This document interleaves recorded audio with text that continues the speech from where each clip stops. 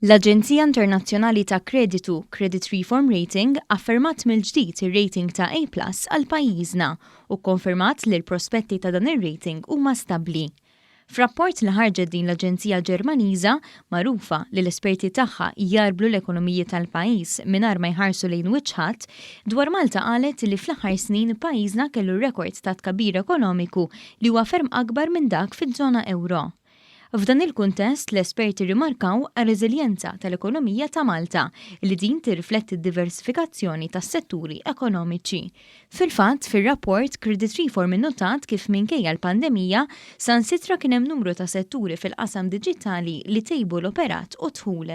Ir-rapport jinota li tul il-pandemija l-andament ekonomiku ta' pajjiżna kien aħjar minn dak fil-bqija tal-Unjoni Ewropea u dan ir-riżultat tal-galbu fl-impożizzjoni ta' miżuri restrittivi li għall-Gvern kawża tal-imxija u li bihom sab il-bilanċ bejn is-saħħa u l-ekonomija.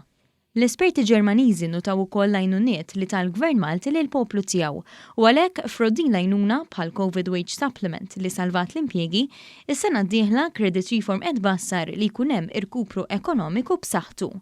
L-Aġenzija Internazzjonali ta' Kreditu li żid ma' dak li qalet il-Kummissjoni Ewropea din il-ġimgħa meta approvat il-budget ta' Malta, tajt li l-akbar pakkett ta' fondi Ewropej li kiseb dan il-Gvern għandu l-potenzjal li jagħmel tajjeb għall-impatt li jista' jkollu l-andament negattiv fl-ekonomija ta' madwarna u jixpruna rkupru aktar qawwi minn dak imbassar.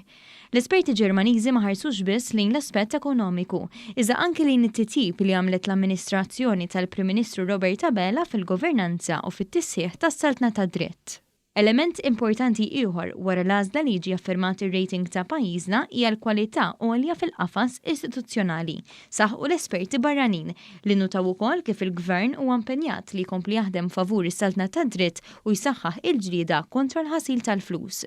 Fil-fatt, Creditreform faħret ir-riformi li qed jagħmel il-Gvern u tidher ukoll konvinta mill-ħidma tal-Gvern dwar ir-rakkomandazzjonijiet tal-Manival.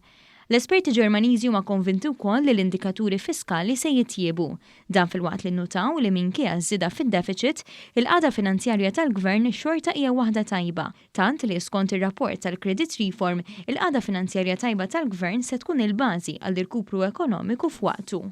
L-esperti barranin jemnu li l-pis ta' dejn nazzjonali mhux se jisboq is-60% tal-ġid nazzjonali minkejja l-pandemija u wara mistenni li jerġa' jibda jonqos. Sostnew ukoll li l-pis tal-imax qed jonqos u d-dejn tal-Gvern se jsir aktar affordabbli.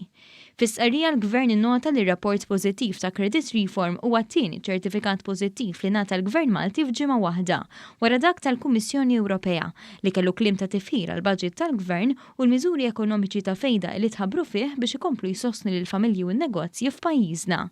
Intant fuq Twitter il-Prim Ministru Robert Abela laqa rapport eċċellenti fuq Malta ta' Creditreform u saħaq li dan ir-rapport juri li ħidmet il-Gvern qed tassigura li l-investituri barranin għad għandhom fiduċja li jinvestu f'pajjiżna.